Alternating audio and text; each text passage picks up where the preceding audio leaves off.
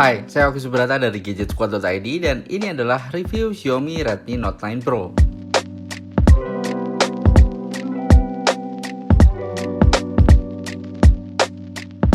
Awal bulan Juni 2020, Xiaomi akhirnya merilis secara resmi perangkat smartphone barunya untuk pasar smartphone di kelas menengah, yaitu Redmi Note 9 Pro. Dan kali ini saya mau share pengalaman saya menggunakan smartphone yang udah saya pakai hampir sebulanan ini, dimana selain dilengkapi dengan baterai berkapasitas besar, kamera dengan resolusi 64 MP dan juga dilengkapi dengan fitur menarik lainnya. Ngomongin soal desain, saya suka dengan desain HP ini karena bagian belakangnya stylish symmetrical yang bikin kelihatan elegan. Bodi belakangnya bermaterial kaca yang udah dilapisi dengan Corning Gorilla Glass 5. Sementara material untuk bingkainya sendiri berbahan plastik. Tapi ya PR-nya kalau HP dengan bodi material kaca kayak gini sih, tentunya gampang ninggalin jejak noda sidik jari. Jadi ya harus rajin bersih-bersih atau kamu bisa pakai jelly case yang ada di paket penjualannya. Oke, untuk seri Pro ada 3 pilihan warna, yaitu Glacier White, Tropical Green, dan Interstellar Grey kayak yang saya punya ini. Pindah ke bagian layar, Redmi Note 9 Pro pakai jenis layar IPS berukuran 6,67 inci, beresolusi 1080 pixel x 2400 pixel atau Full HD+. Kalau kalian suka main mobile game atau yang suka nonton streamingan, ukuran layar segede gini sih udah PW banget guys. Masih soal layarnya, untuk keamanan nggak hanya di bagian belakangnya, tapi di bagian depannya pun udah dilapisi sama Corning Gorilla Glass generasi kelima. Ya meskipun bukan generasi yang terbaru, tapi setidaknya udah cukup ngelindungin HP dari goresan dan benturan. Bagian di sisi kanan ada tombol power yang berfungsi sebagai fingerprint sensor yang memudahkan penggunanya membuka kunci layar. Selain itu, kamu juga bisa menggunakan fitur Face Unlock untuk membuka layar Redmi Note 9 Pro ini. Asal kondisi penerangan tidak terlalu gelap, fitur Face Unlock ponsel ini cukup bisa diandalkan kok. Untuk mendukung performanya, Redmi Note 9 Pro dibekali dengan prosesor Snapdragon 720G dalam arsitektur 8 nanometer dengan kecepatan CPU sampai dengan 2,3 GHz dan dilengkapi dengan mesin AI Qualcomm generasi kelima. Untuk grafisnya diperkuat dengan GPU Adreno 618 dengan kemampuan render lebih cepat untuk elite gaming. Kalau dibandingin sama generasi sebelumnya, performa CPU 720G meningkat 40% dan performa CPU naik 14% dengan konsumsi daya rendah yang cocok untuk mobile gaming. Dan ngomongin soal operasi sistemnya, Redmi Note 9 Pro ini dilengkapi dengan sistem operasi baru, MIUI 11 berbasis Android 10. Nah, di OS terbaru ini saya suka dengan tampilan desain UI-nya. Punya desain lebih minimalis, bentuk ikonnya pun juga dirombak jadi lebih elegan dan mudah dikenalin.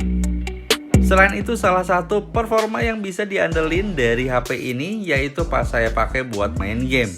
Ini lantaran Redmi Note 9 Pro udah dilengkapi dengan beberapa fitur khusus gaming, kayak fitur game turbo yang berfungsi mengoptimalkan dan efektif merespon game supaya berjalan lebih cepat. Ada juga Gaming Toolbox 2.0 yang ngebantu maksimalin pas main game dengan lancar supaya bebas dari gangguan notifikasi ataupun telepon yang masuk. Dan ngomongin soal gaming, kinerja HP ini terbilang cukup baik kok saat saya coba mainin game Call of Duty. Dengan settingan grafik dan option frame rate-nya very high, cukup lancar tanpa adanya masalah atau lag. Begitu juga dengan game kedua, yaitu PUBG Mobile yang bisa dimainin cukup playable dengan settingan grafik tertinggi HD dengan option frame rate-nya high.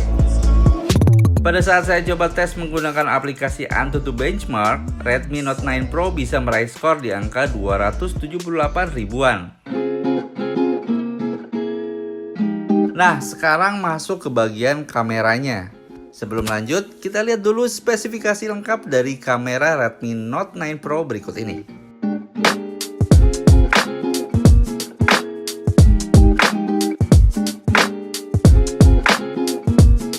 Secara desain konfigurasi 4 kamera belakang Redmi Note 9 Pro berbentuk kotak yang berada di tengah-tengah bagian atas. Jujur kalau saya sih suka ya dengan desain konfigurasi kamera seperti ini, karena terkesan seimbang dan lebih rapi. Tapi sayangnya kalau kalian perhatiin, modul kamera belakang Redmi Note 9 Pro ini terlalu menonjol. Malahan saya merasa tonjolan kamera belakang ini lebih besar kalau dibandingin sama generasi sebelumnya. Sebagai solusi, masalah ini bisa diatasi dengan menggunakan casing yang tersedia dalam paket penjualannya.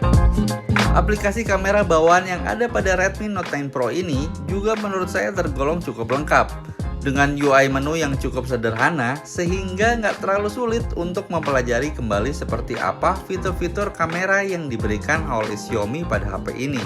Salah satu dari keempat kamera belakang pada Redmi Note 9 Pro dilengkapi dengan lensa ultrawide.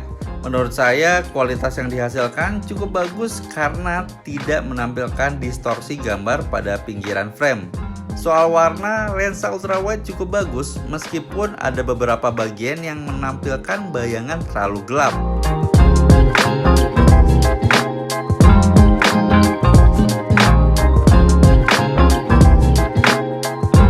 Pindah ke bagian kamera utamanya, hasilnya lebih baik ketimbang saya menggunakan kamera lensa ultrawide. Warnanya terlihat lebih cerah dan lebih minim gangguan oversaturasi kalau dibandingin lensa ultrawide. Selain itu, tekstur pada objek juga lebih terlihat jelas. Hal lainnya, performa auto exposure atau AA dalam Redmi Note ini mampu menghadirkan kecerahan di masing-masing porsi yang seharusnya.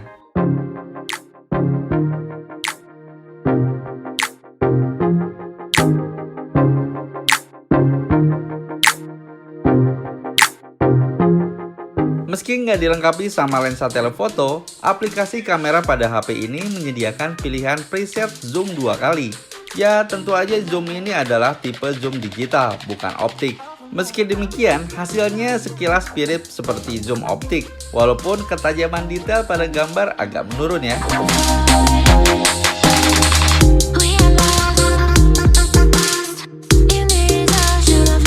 Nah, buat kamu yang suka foto bokeh, mode potretnya juga bisa diandelin.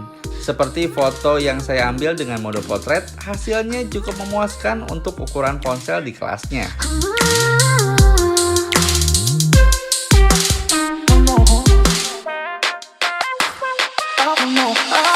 Buat yang suka makro fotografi, di sini juga ada fitur makro yang bisa dimaksimalin buat motret objek dari jarak dekat. Seperti yang kalian lihat, hasilnya foto cukup nampilin dengan tingkat detail yang cukup baik.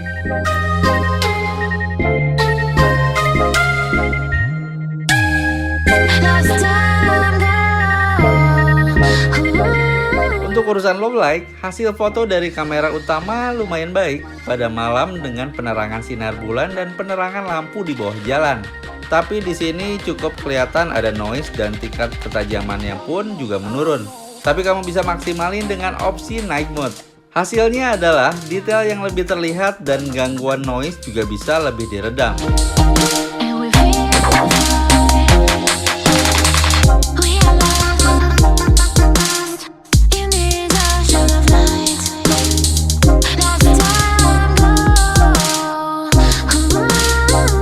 Pindah ke bagian kamera depan, ada mode beauty yang bisa digunakan untuk hasil foto buat wajah kelihatan lebih mulus. Tapi kalau kamu mau yang terlihat natural aja, bisa dimatiin juga kok efek beauty-nya. Secara keseluruhan, performa kamera depan cukup baik karena masih nampilin warna dan exposure yang bagus meski membelakangi cahaya. Sama kayak kamera belakang, kamera depan Redmi Note 9 Pro ini juga dilengkapi dengan mode portrait agar dapat menampilkan efek bokeh.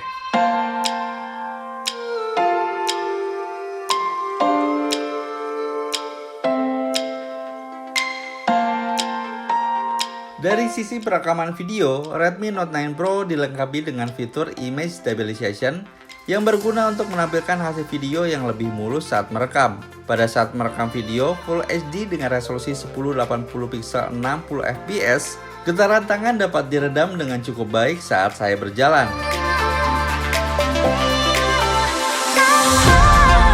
Tapi sayangnya fitur Image Stabilization belum support buat ngerekam video dengan resolusi 4K yang lebih banyak guncangan kalau dibandingin dengan hasil video Full HD.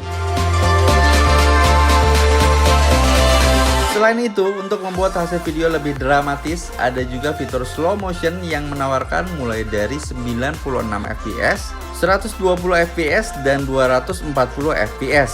Dan berikut hasil video slow-mo yang saya ambil dengan kecepatan 960 fps.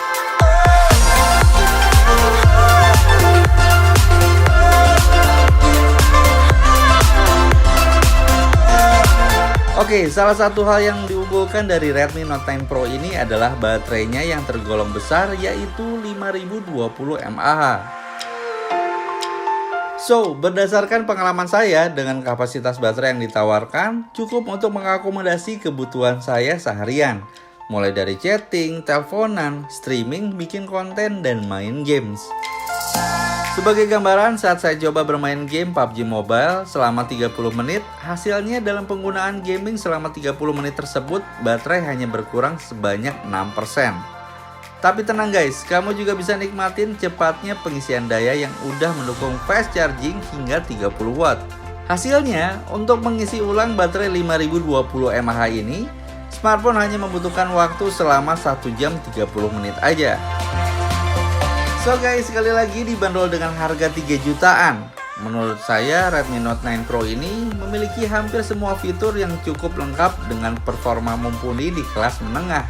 Mulai dari kamera 64 megapiksel, layar luas, dot display, kapasitas baterai besar, pengisian cepat 30 watt, ada NFC, dan prosesor Snapdragon 720G untuk pengalaman gaming yang lebih baik.